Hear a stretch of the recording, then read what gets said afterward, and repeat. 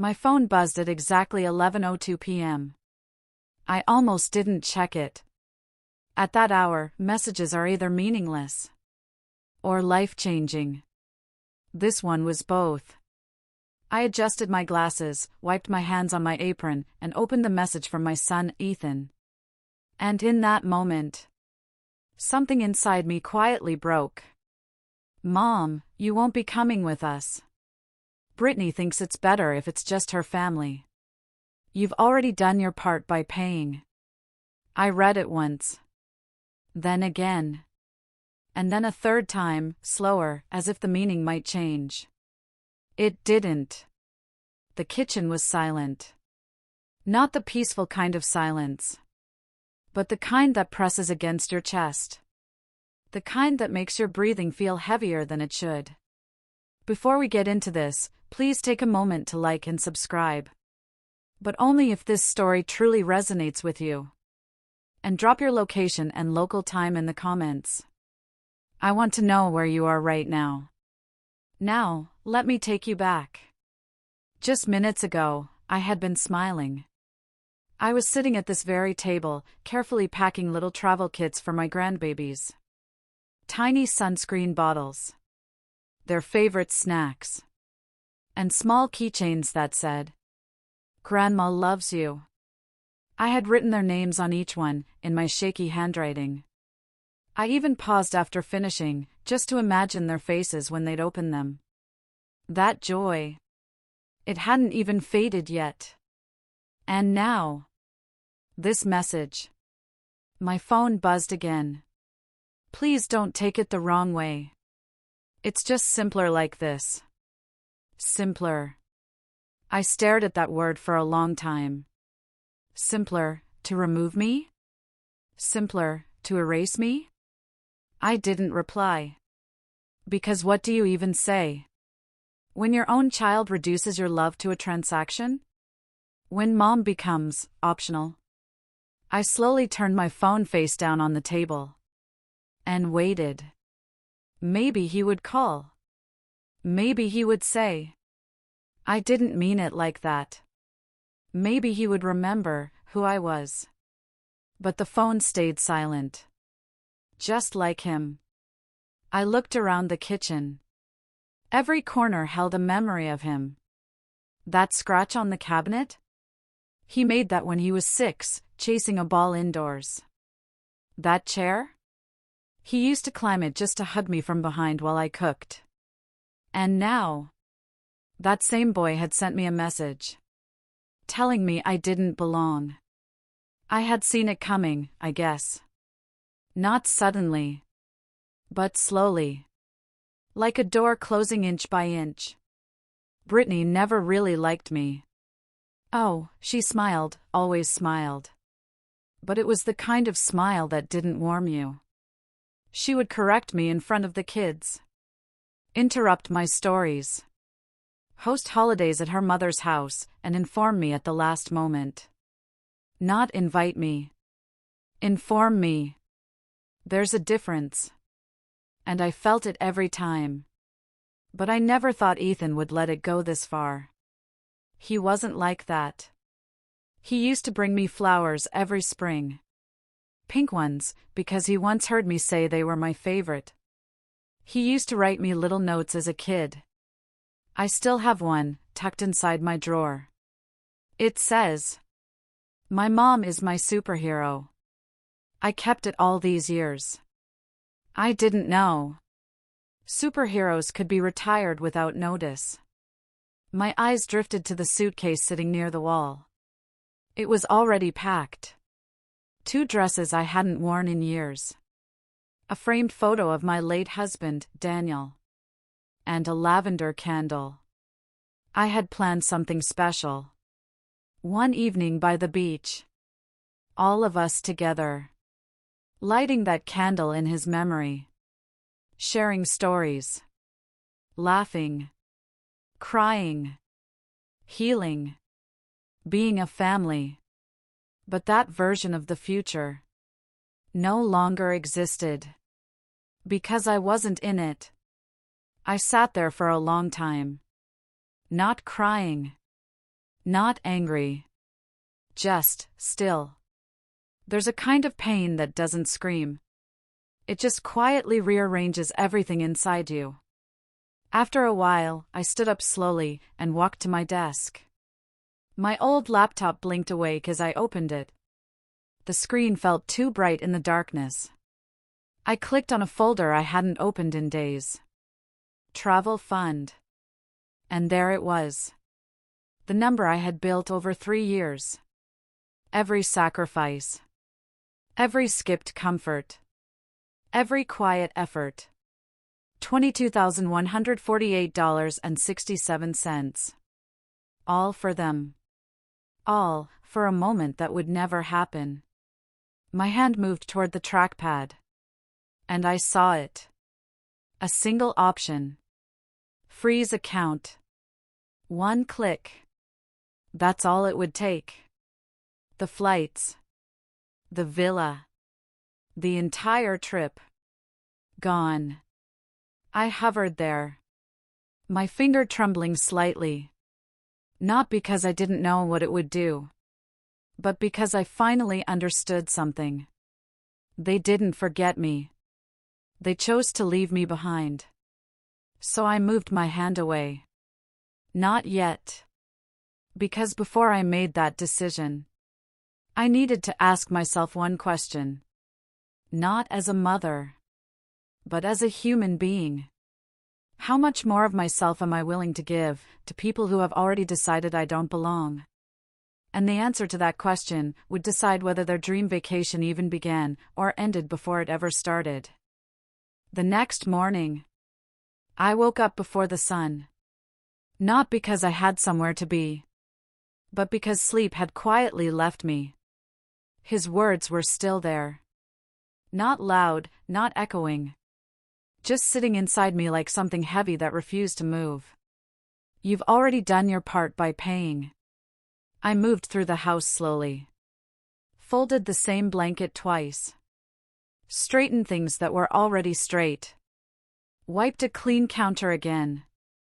Just to feel like I was doing something. Because doing nothing meant feeling everything. Around noon, I opened my email. I wasn't looking for anything important. Just a grocery receipt. Something normal. Something small. But life doesn't always give you what you're ready for. Subject: final travel confirmation. My hand paused. For a second. I almost didn't open it. But I did. Flights. Villa booking. Dinner reservations. Snorkeling sessions. Every single detail, perfectly arranged. Every single detail, planned by me. I scrolled slowly. My eyes searching. Hoping. Maybe they had fixed it. Maybe there was a mistake. Maybe my name was there somewhere. Just hidden. But it wasn't. 8 names. Ethan. Brittany. Their kids. Her parents. Her sister. Her sister's boyfriend. 8 seats. 8 guests. 8 people who belonged. And not one of them was me. I didn't cry. I thought I would. But I didn't. Because sometimes the truth is so clear. It doesn't break you. It just settles. Like dust. That evening, my phone rang. Brittany. Of course. Her voice was light. Cheerful. Almost excited. Hey. We're just finishing packing. Everything good on your end with the payments? Payments. That's what I was to her.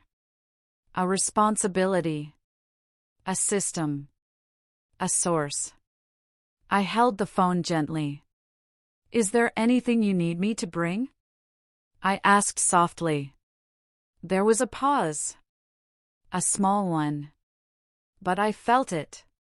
Bring, she repeated, like the idea itself didn't make sense. Then she laughed lightly.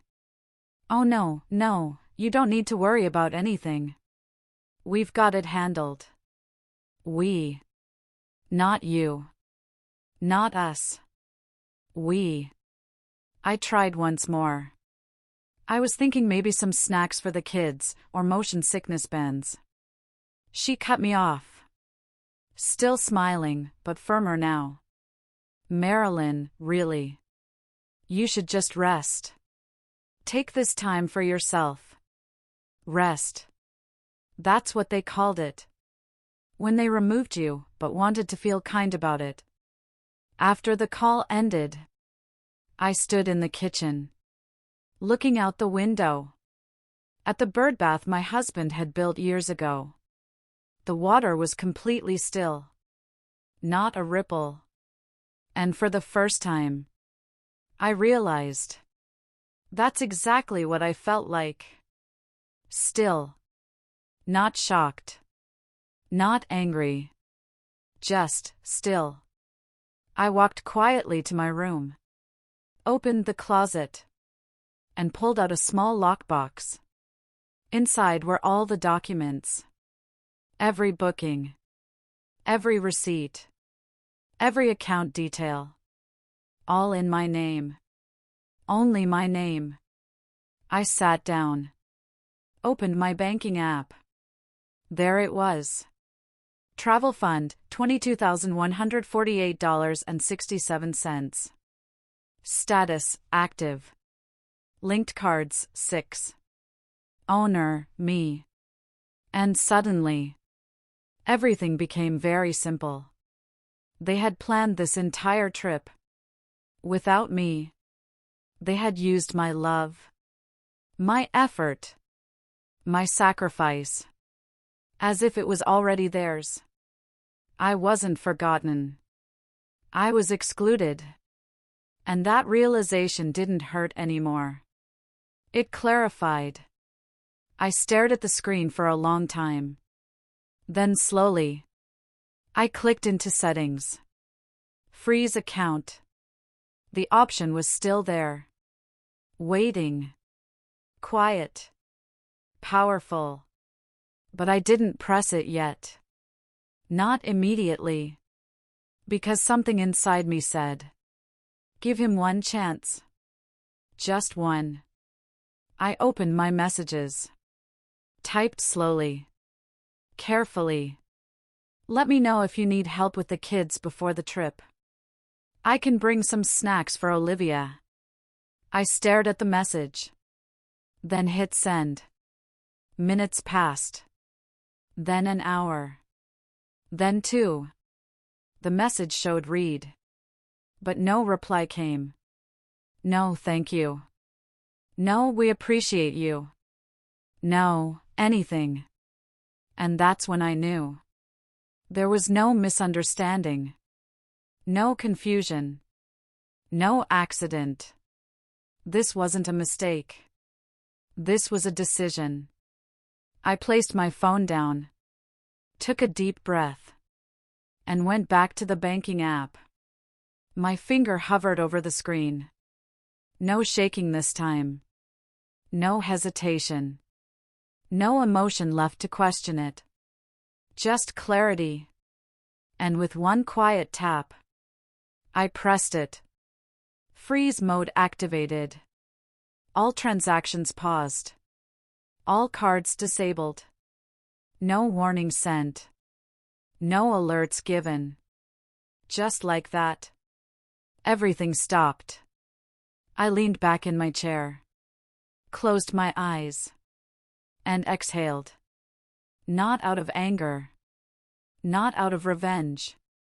But because for the first time, I had chosen myself. They were already at the airport, smiling, posting pictures, thinking everything was perfect, until the first card got declined and my phone started ringing nonstop. The next morning, I didn't rush. I didn't check my phone the moment I woke up. For the first time in a long time, I moved at my own pace. I made myself a cup of coffee. Sat at the same kitchen table. The same one where I had read that message. But something felt different now. The pain was still there. Just quieter. Like it had stepped back to make room for something stronger. Around 8:15 a.m. I glanced at the clock. That's when they would be reaching the airport. Luggage rolling behind them. Kids laughing. That light excitement in the air before a vacation begins. I didn't need to imagine it. I could see it. Because my phone lit up. A notification. Brittany posted a story. I opened it. 8 smiling faces. Matching outfits. Straw hats. The kids jumping with excitement. And her caption. Finally! Family vacation begins. Yellow heart airplane #family only. Family only. I stared at those 2 words. And for a moment, I felt something sharp. Not anger. Not jealousy. Just truth. I locked my phone. Placed it face down. And took a slow sip of my coffee. Then it began. 8:27 a.m. My phone vibrated. Ethan calling. I watched it ring. Didn't pick up. A message followed immediately. Hey mom, quick thing. The card isn't working at check-in. Can you check? I didn't reply. Another call. Then another message. It's showing declined. Maybe a glitch? Still silence. 5 minutes later. The calls came faster. Closer together. Like panic, slowly building. Voicemail. Mom, hey, just call me back, okay? Something's wrong with the account. Another. This time his voice tighter. Less confident. We can't confirm the booking, it's saying insufficient funds. I closed my eyes.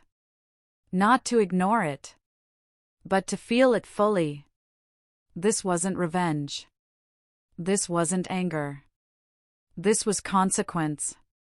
My phone kept buzzing. Over and over again. Mom, please. The kids are here. Just check once. And then. A different message. Quieter. Lower. Almost nervous. If this is about the text, can we talk? I opened my eyes. Looked at the screen. Read it carefully. Not I'm sorry. Not I was wrong. Just. Can we talk? Now that something was wrong. Now that they needed something again. I placed the phone back down. 9:10 a.m. Another notification. This time, an email. Subject, booking cancellation confirmation. I opened it. Slowly. The villa, cancelled. The excursions, cancelled. The services, reversed. Every single charge. Returned. All because of one thing. Account holder decision. I read that line twice. Then gently closed the laptop. At that exact moment, I imagined it. Ethan standing at the counter. Trying the card again. And again. The machine beeping. Declined. Brittany's smile fading. Her parents whispering. The kids asking. What's happening? And for the first time, they felt it. What it feels like. When something you were counting on suddenly disappears. Just like I did. My phone rang again. And again. And again. But I didn't answer. Because sometimes silence says everything words cannot. By 10:40 a.m., one last message came. We're boarding soon. Please call me. I looked at it.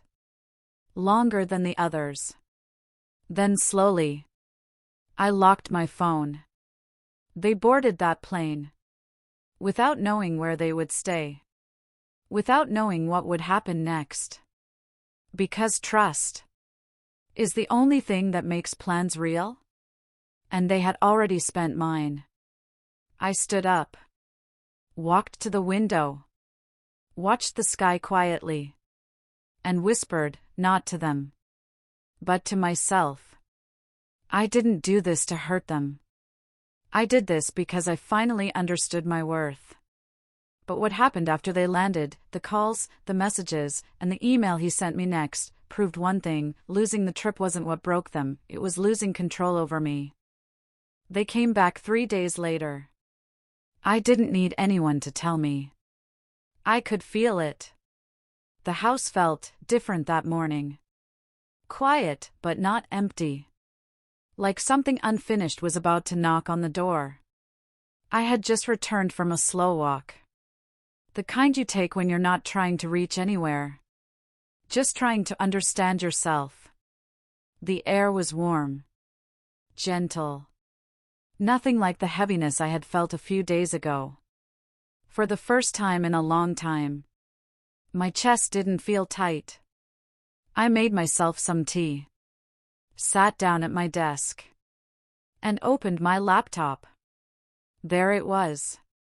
An email. From Ethan. I didn't open it right away. I just looked at his name. And for a moment, I didn't see the man who had called me from the airport. I saw a little boy. Standing at my bedroom door at night. Holding his blanket. Asking, "Mom, can I sleep with you?" My fingers trembled slightly. Then I clicked. "Hi, Mom." I read slowly. Not because the words were difficult. But because I needed to feel each one. We're back now. Things didn't really go as planned. I paused. Closed my eyes for a second. Then kept reading. I think maybe we didn't handle things perfectly. Maybe. Brittany says hi, she didn't mean to make you feel excluded. She was just stressed. I smiled faintly. Not because it was funny. But because it was familiar. Excuses. Soft ones. Polished ones. The kind that sound like accountability. But don't quite reach it. I kept reading. The kids were really confused, we tried to keep things normal for them. That line stayed with me. For a moment. Because I wondered. When I was sitting alone at that table. Reading his message. Who is keeping things normal for me? But I didn't stop. I kept reading. And then I reached the part that changed everything. We're in a bit of a financial situation right now. I felt something shift. Not pain. Not anger. Just understanding. I already knew where this was going. We had to rebook things on credit, and it's getting difficult. There it was. Slowly. Carefully. So I just wanted to ask, if you're able, could you maybe return the deposit we gave, or part of it? I stopped reading. My eyes stayed on the screen. But the words didn't move anymore. Return the deposit. I leaned back in my chair. Let the silence settle around me. Deposit. As if they had given something. As if this had ever been shared. As if my love, my sacrifice, my years of quiet saving, had been a joint effort. I opened my sent folder. Pulled up the transactions. Every payment. Every charge. Every confirmation. All under one name. Mine. No shared account. No contribution. No deposit. Just me. And suddenly, I understood something very clearly. They weren't asking for help. They were asking for access. Again. I closed my eyes. And for a moment, I let myself feel it. Not the insult. Not even the disappointment. But the ending. Because that's what this was. Not a fight. Not a misunderstanding. An ending. I thought about the nights I had stayed up late. Saving money. The little things I gave up. The dreams I built quietly in my heart. I thought about the candle I had packed. The one I never got to light with them. And then, I thought about the trip I did take. The laughter. The warmth. The women who looked at me. And actually saw me. No expectations. No conditions. No silent exclusions. Just presence. I opened my eyes. Looked at the email one last time. There was no real apology. No moment of truth. No recognition of what they had done. Just discomfort. And a request. My finger hovered over the reply button. For a second.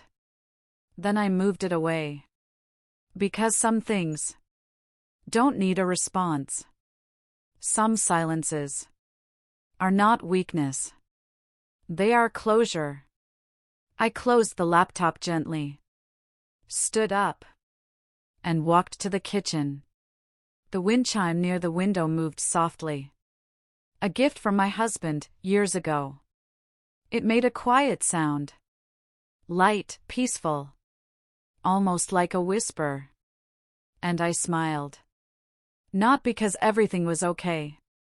But because, for the first time, I didn't need it to be.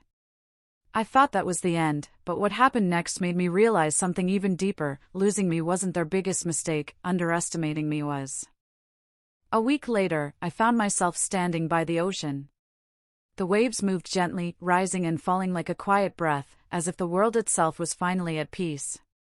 The sky was painted in soft shades of pink and gold, the kind of sunset you don't try to capture, because you know it won't fit inside a frame. Behind me, the villa glowed with warm light and soft laughter. Not loud laughter. Not forced. The kind that comes from people who have nothing to prove and nowhere else to be. Carol was trying to teach Beverly how to sway her hips to island music, both of them laughing like teenagers. Louise sat wrapped in a light shawl, watching the horizon with tears in her eyes, but they weren't sad tears. Nora was writing something in a small notebook, smiling to herself like she had just remembered who she used to be. And for a moment, I just stood there, taking it all in. This wasn't the trip I had planned. But somehow, it was the one I needed. That evening, we gathered around the long wooden table. No assigned seats. No quiet exclusions. No one waiting to be acknowledged. Everyone simply belonged. At the center of the table was Daniel's photo, placed gently in a soft wooden frame. No one asked me to move it. No one questioned it. They just accepted that he mattered, because he mattered to me. We lit candles one by one. Each woman said something she wished she had heard earlier in life. You don't have to earn love. You are allowed to rest. You are not invisible. When it was my turn, I held the match for a second longer than needed, watching the flame steady itself before touching it to the wick. I didn't speak immediately. Not because I didn't have words, but because I finally had the right ones. I spent years thinking love meant giving everything, I said softly, looking around the table. But now I know, love should also feel like being seen. No one interrupted. No one corrected me. They just listened. And that was enough. Later that night, we walked down to the shore together. Barefoot. Slow. The sand was cool beneath our feet, and the water wrapped gently around our ankles as if it was welcoming us. No one rushed to speak. No one tried to fill the silence. Because for once, silence didn't feel empty. It felt full. I looked at the women beside me, women who had been overlooked, set aside, forgotten in quiet ways that don't leave bruises, but leave something deeper. And I realized something simple, but powerful. I hadn't just brought them here. We had brought each other back. When I returned home a few days later, the house felt different. Not because anything had changed, but because I had. The same kitchen. The same table. The same quiet. But it no longer felt heavy. It felt mine. I didn't reply to Ethan's email. Not out of anger. Not to punish him. But because I finally understood that not every relationship needs to be repaired, some just need to be released. If he ever truly understands, he will come back, not with excuses, not with requests, but with truth.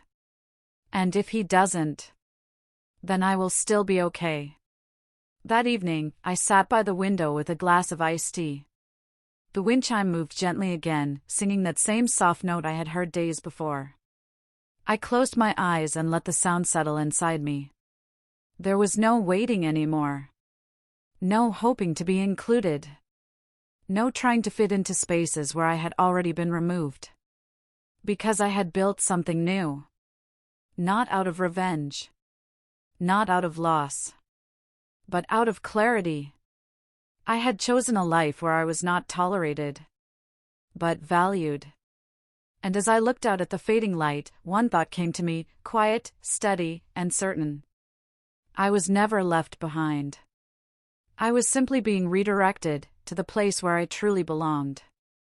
And sometimes, the most painful rejection in life is actually the moment that leads you to the people who will never make you question your worth again. If this story resonated with you, if it made you think about your own family, your own boundaries, or someone you've lost and found, leave me a comment. Tell me, what would you have done? And if you want more stories like this, check the description for one I think you'll love just as much. Thank you for being here. I'll see you next time.